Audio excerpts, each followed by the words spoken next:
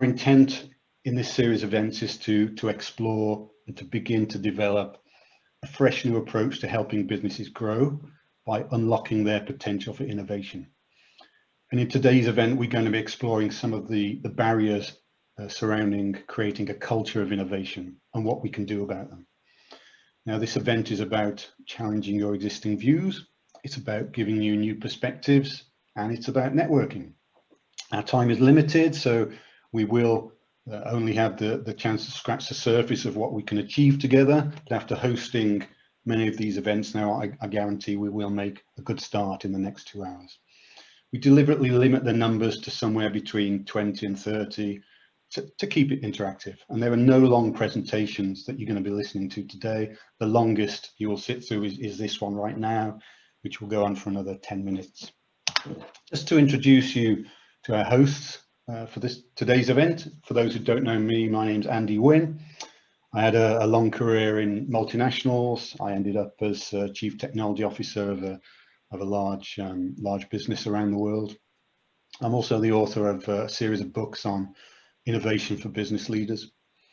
We're joined also by many of you know Cliff Spiro, long and distinguished career in GE and many other large multinational businesses. Also the author of several books on R&D, management and leadership. Jim Hick is TTIP's Director of Leadership and People Development. Jim has many years of experience in this field, working with a wide variety of different sectors. Spent a lot of time in Asia, and he's also a successful entrepreneur in his own right. And we're also joined by Paul Maguire. Paul is TTIP's operational expert, again with a long successful career in multinationals. So I'm going to hand over to Cliff, who's going to set the scene for why we are here. Cliff. Oh, great. Thank you. And I know most of you are, if not all of you, are working in innovation and have for most of your life. And obviously, innovation is important. Our organizations need innovative products and services to grow. That's why we're hired. That's why we're given the budget. We need to deliver growth through products and services. But innovation is actually a lot bigger than that. Everyone in society is constantly demanding improved products and services. It turns out to be one of the most natural human endeavors, which is to try and improve our quality of life. And the way we do that is through innovation. One of the biggest steps occurred in the last couple hundred years from industrialization, where the poverty level of the world dropped from 80% to 20%. Today, we're in a digitization world where telecom and informatics could eliminate the last 20% of poverty. Already, nearly 3/4 of the world has access to mobile communications. What is that going to do for the world when we can be that connected? And finally, a world in prosperity is more likely to be a world at peace. And conversely, if we were to stop innovating, stop growing, and our economies would suffer accordingly, we would be at much greater risk of losing our state of peace. So what we do is important. It's really important. It's important for our organizations. It's important for our posterity. So thank you all, and appreciate it. It's hard to do. There's a lot of challenges in innovation.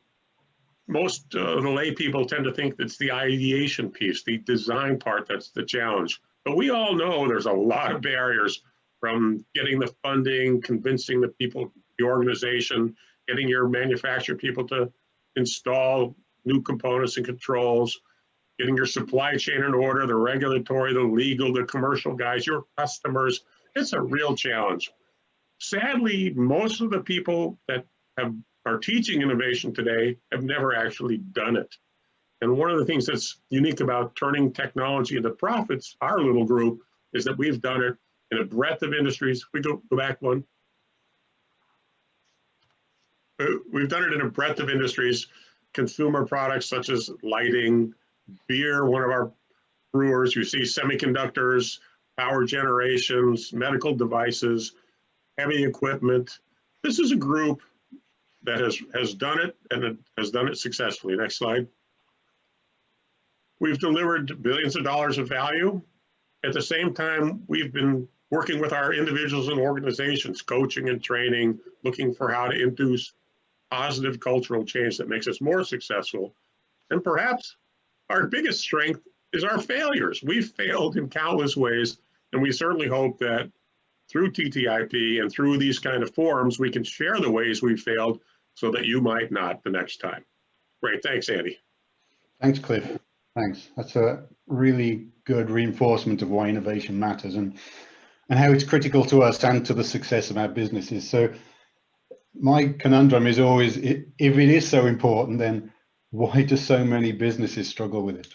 And there are plenty of studies that tell us that. There's a study I like to quote from McKinsey. I'm sure you'll know McKinsey, one of the largest global management consultancies around the world. This one's a report about 3 years old now. So they did a poll of hundreds, maybe thousands of businesses around the planet, all different sizes, different sectors, public and private companies, and they asked the people leading businesses, how important is innovation to your business? How important is it to the growth of your business? And what they found was 84% of the people leading the businesses they asked agree that innovation was critical for growth, and by that they meant it was one of the top 3 growth factors woven into their business strategy. And when they asked those people who felt innovation was so important to growth, when they asked them, how satisfied are you with how well your business is delivering on its innovation program, the answer they got was only 6% of the people leading these businesses were satisfied with how well their innovation program was delivering. 6%.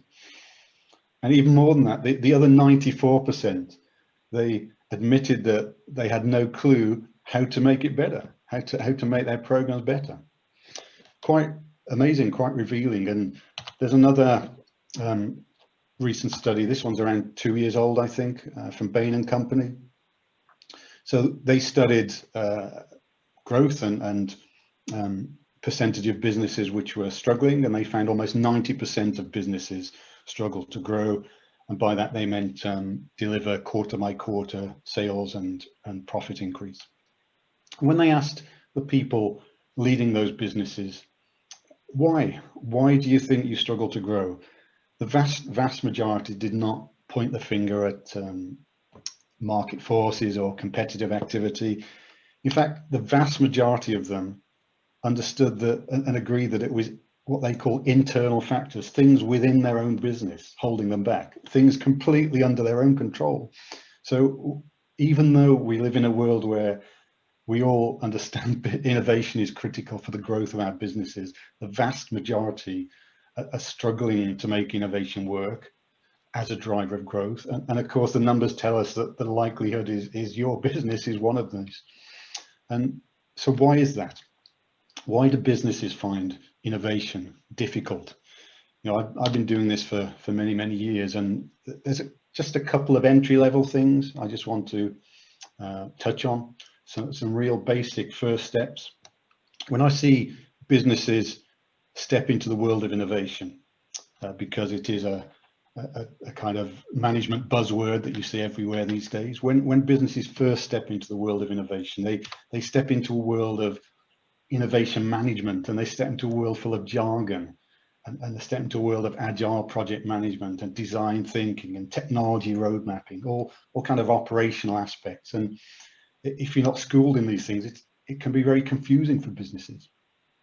And the other entry-level thing I see problems when a business wants to start doing an innovation program, they don't really address the fact that innovation as a word actually means several different things to different people.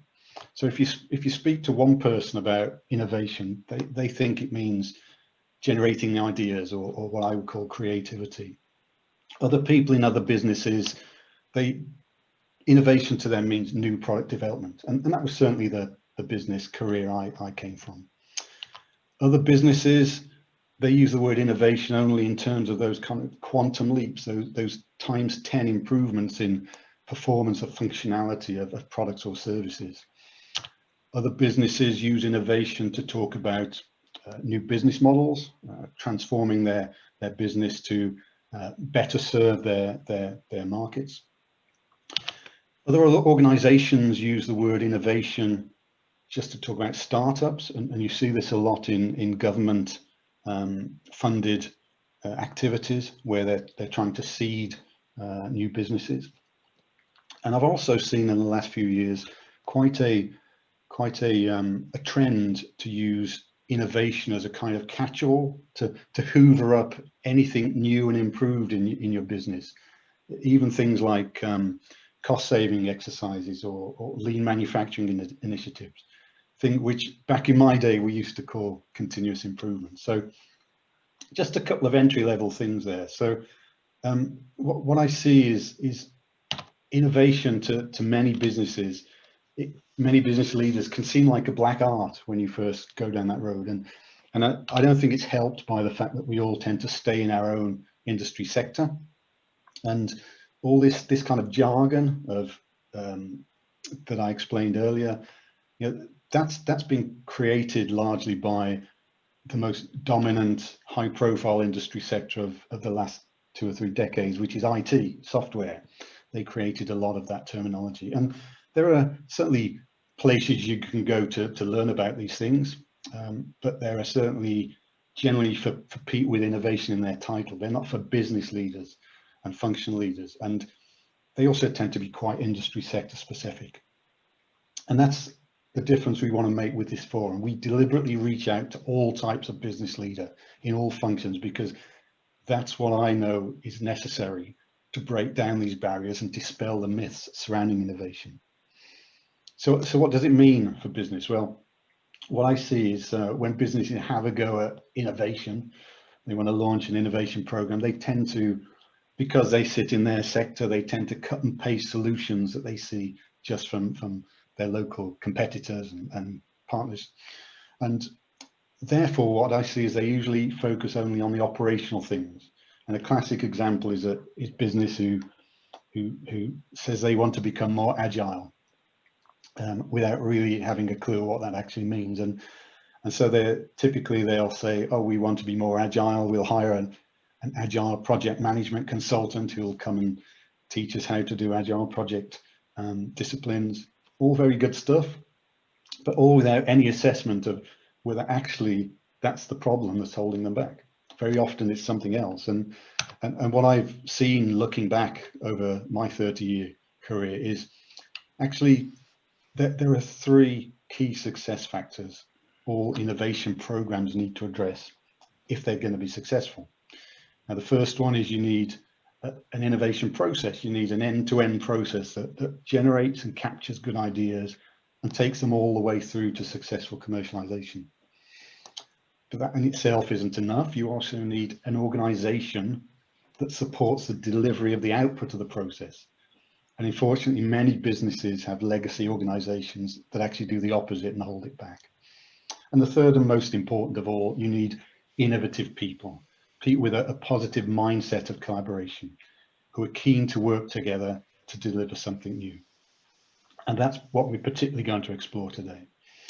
And looking back, I started out as a technologist, and I thought innovation was all about technology, and that would see you through. But looking back on my career, I have a little more wisdom now, I hope, and I now realize that innovation is just as much about HR as it is about technology, and it's as much about culture as it is about process.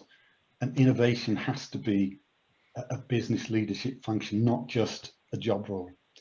But rarely do I see businesses stepping back to really ask what innovation means to them. And that's why they simply end up following the trends of others and becoming disappointed with the output of their programs. So what's the answer? Well, here at TTIP, we believe diversity is a great place to start. And that's what this forum's all about. We've run a number of these events now across the Asia and North America time zones. So this forum, it's about bringing East and West together. It's about bringing business leaders from many different countries and cultures together. But more than that, it's also about bringing many different job functions together, all to build a global community of business leaders who are focused around the theme of innovation as a driver of growth. You know, we've hosted CEOs, presidents, CTOs, MDs, general managers, HR directors, commercial leads. We've hosted many diverse industrials, but we've also hosted people who run luxury hotels, people who are launching internet trading platforms. So diversity is, we believe, the absolute key. Now, our event today has a North America focus, and in your discussions today, you're going to hear from people who don't know your industry, people who will have a completely different view on what's important when it comes to innovation culture. And it's our belief that only by bringing such diversity together can we hope to find a new way forward to better unlock the ability of businesses to grow.